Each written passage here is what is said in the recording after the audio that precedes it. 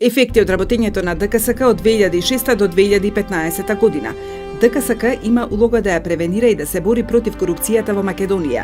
ДКСК најмногу работела на намалување на судирот на интереси што може да се јави во случај кога функционер извршува повеќе неспојливи функции, вработува блиско лице или влијае за доделување на јавна набавка. ДКСК констатирала постоење на судир на интереси кај функционерите во 356 случаи. Вкупно 75% постапиле по барање на ДКСК и го отстраниле утврдениот судир на интереси. 25% не постапиле и за нив ДКСК изрекла јавна опомена како единствена мерка која што комисијата може да преземе.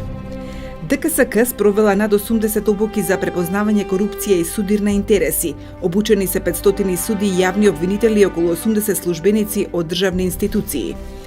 За да обезбеди објективност и транспарентност при проверка на имотната состојба на јавните функционери, ДКСК изготви критериуми за избор на анкетни листови за детална проверка. Новие критериуми не се достапни за јавноста. Истовремено, континуирано паѓа бројот на детално проверени анкетни листови и бројот на поведени прекршочни постапки поради недоставување на анкетен лист и бројот на барања до управата за јавни приходи за проверка на имотната состојба.